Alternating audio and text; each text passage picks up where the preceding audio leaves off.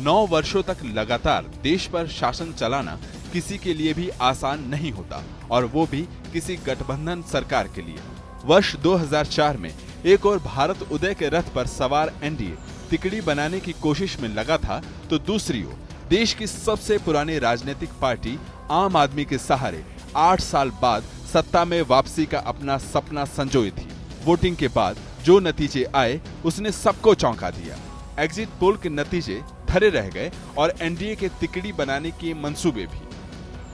कांग्रेस सबसे बड़े दल के रूप में उभरी। एनडीए के आंकड़े बहुमत से काफी पीछे रह गए। सेक्युलर राजनीति के नाम पर कांग्रेस की अगुवाई में संयुक्त प्रगतिशील यानी यूपीए गठबंधन बना और सोनिया गांधी को बनाया गया उसका अध्यक्ष। हालांकि कांग्रेस और यूपीए के घटक दल सोनिया गांधी को प्रधानमंत्री बनाना चाहते थे, लेकिन सोनिया ने विनम्रता से इस मांग को ठुकरा दिया, जो एक मिसाल बन गया। सोनिया के सुझाव पर डॉक्टर मनमोहन सिंह को देश की बागडोर सौंप दी गई। डॉक्टर मनमोहन सिंह के नेतृत्व में यूपीए सरकार बनी और उसे बाहर से वाम दलों का समर्थन मिला।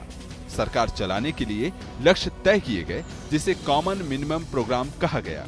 यूपीए को पता था कि सरकार को उन क्षेत्रों में ज्यादा काम करना था जहां एनडीए को उतनी सफलता नहीं मिली थी, जिसकी वजह से आम चुनाव में उन्हें हार का स्वाद चखना पड़ा था। सरकार ने सामाजिक क्षेत्रों पर विशेष ध्यान दिया और समेकित विकास तमाम योजनाओं का मूल मंत्र बना। पहले कार्यकाल में यूपीए सरकार ने देश को रोजगार गारंटी योजना और सूचना का अधिकार जैसे कानून दिए। दरअसल ये एक नए तरह के शासन की शुरुआत थी और शायद राजनीति की भी। सूचना मांगने का कानूनी अधिकार जनता को देना एक क्रांतिकारी कदम साबित हुआ। इस कानून की वजह से आज कई घपलों का खुलासा हो पाया है और कईयों पर कार्यवाही भी हुई है। रोजगार का अधिकार लोगों को दिलाने के लिए राष्ट्रीय ग्रामीण रोजगार गारंटी योजना लागू की गई, जो देखते ही देखते दुनिया की सबसे बड़ी रोजगार योजना बन गई।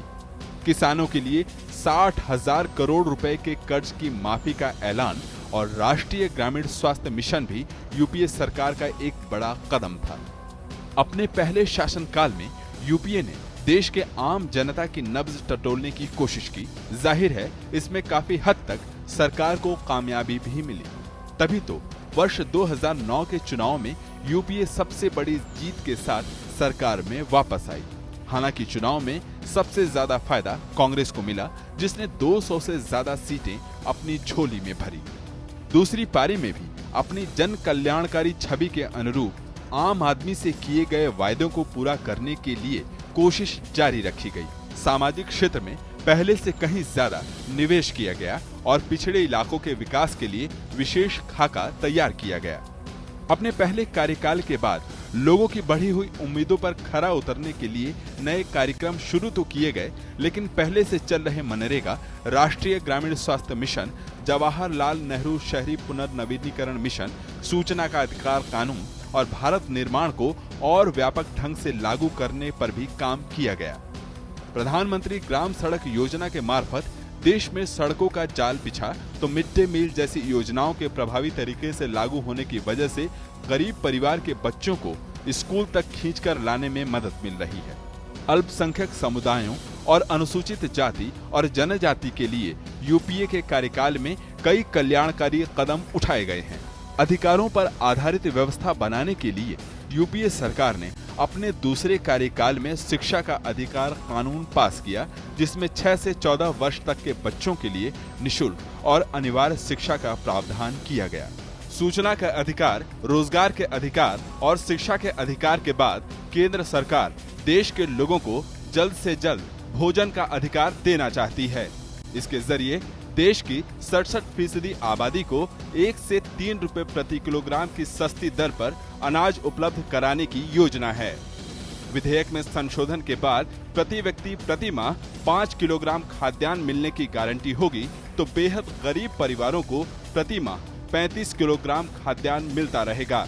इस महत्वाकांक्षी कानून के लागू होने से राशन की दुकानों के जरिए चावल 3 रुपए प्रति किलोग्राम, गेहूं 2 रुपए प्रति किलोग्राम और मोटे अनाज 1 रुपए प्रति किलोग्राम की दर से बेचे जाएंगे। ये योजना यूपीए 2 की प्राथमिकताओं में शामिल रही है तो कांग्रेस अध्यक्ष सोनिया गांधी इसकी सबसे बड़ी पैरोकारों में से हैं। खाद्य सुरक्षा विधेयक दिसंबर 2011 में लोकसभा में पेश किया गया था। हालांकि यूपीए सरकार का ये विधेयक अभी संसद की दहलीज नहीं पार कर सका है, लेकिन सरकार इसे पारित कराने को लेकर गंभीर है। डायरेक्ट बेनिफिट ऑफ ट्रांसफर यानी प्रत्यक्ष लाभ अंतरण भी यूपीए सरकार की महत्वाकांक्षी योजनाओं में शामिल हो गया है। इस योजना को सूचना अधिकार कानून जैसा क्रांतिकारी कार्यक्रम बनाया जा रहा है। दरअसल इसके तहत लाभ की राशि सीधे लाभार्थियों के खाते में भेजा जा रहा है। सरकार के मुताबिक इस कार्यक्रम से बिचौलियों और उनके भ्रष्टाचार को खत्म करने में मदद मिलेगी।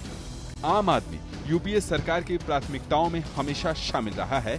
यही वजह है कि आम आदमी को पहचान दिलाने के मकसद से आधार कार्ड देने की योजना शुरू की गई। इसके तहत हर आदमी को यूनिक आइडेंटिफिकेशन नंबर यानी यूआईडी उपलब्ध कराया जा रहा है। इससे खास तौर पर उनको फायदा हो रहा है जिनके पास अब तक अपनी पहचान नहीं थी। साथ ही इसके मार्फत सरकार की योजना देश में रहने वाले तमाम लोगों का डाटाबेस बनाने की है। टेलीकॉम मामले में भ्रष्टाचार की खबरों की वजह से यूपीए सरकार को विपक्ष की आलोचना का सामना करना पड़ा था, लेकिन इससे किसे इनकार होगा कि सूचना क्रांति ने सचमुच पूरे देश पर असर डाला है। मोबाइल, टेलीफोन और इंटरनेट की सुलभता ने लोगों की जिंदगी आसान बनाई है। यूपीए सरकार ने भले ही आम लोगों को बुनियादी अधिकार देने की कोशिश की, लेकिन भ्रष्टाचार के आरोपों ने सरकार की राह में कांटे भी बिछाए। ताजा मिसाल केंद्र सरकार से 2 मंत्रियों का इस्तीफा है। एक मंत्री के नजदीकी रिश्तेदार पर भ्रष्टाचार का आरोप लगा तो दूसरे मंत्री पर कोयले मामले में कथित रूप से सीबीआई रिपोर्ट में तब्दीली करने का। इससे पहले भी 2G मामले में ए राजा, दयानिधि मारन जैसे मंत्रियों को भ्रष्टाचार के आरोपों की वजह से जाना पड़ा। हालांकि सरकार ने हमेशा कहा कि मंत्रियों पर कार्रवाई इसलिए हुई क्योंकि सरकार भ्रष्टाचार के मामले में बर्दाश्त नहीं करने की रणनीति अपनाती रही है तथा किसी कंट्रोवर्सी में नहीं पड़ना चाहती है। वैसे भ्रष्टाचार से लड़ने के लिए जन लोकपाल कानून बनाने की मांग लेकर अन्ना हजारे के नेतृत्व में आंदोलन भी हुआ। सरकार लोकपाल कानून बनाने के लिए तैयार हुई, विधेयक भी लेकर आई, लेकिन ये विधेयक अब तक संसद में पास नहीं हो पाए हैं। वैसे सरकार ने खाद्य सुरक्षा और भूमि अधिग्रहण जैसे विधेयकों को अमली जामा पहनाने के लिए संसद में विशेष सत्र बुलाने का विकल्प भी खुला रखा है। विपक्ष के तीखे हमलों और साझा सरकार की सीमाओं में रहते हुए भी यूपीए ने सभी स्तरों पर बेहतर प्रशासन और राजनीतिक स्थायित्व देने की पूरी कोशिश की है। तो चुनौतियों के बावजूद सरकार का दावा है कि उसने आम आदमी से किए गए अपने वायदे को पूरा भी किया है। मनमोहन सिंह बतौर प्रधानमंत्री और अर्थशास्त्री देश और सरकार का हिसाब दुरुस्त रखने की कोशिश कर रहे हैं, तो कांग्रेस अध्यक्ष सोनिया गांधी और हाल ही में पार्टी के उपाध्यक्ष बने राहुल गांधी यूपीए के सामने आ रही राजनीतिक चुनौतियों का मुकाबला कर रहे हैं और अब इस तिकड़ी की तैयारी 2014 के चुनावी मैदान में फतह हासिल करने के साथ साथ जीत का हैट्रिक बनाने की है। मेरा लक्ष्य प्रधानमंत्री का पद नहीं है।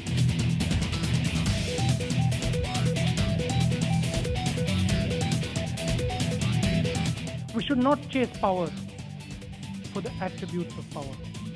We should only use it to empower the voice.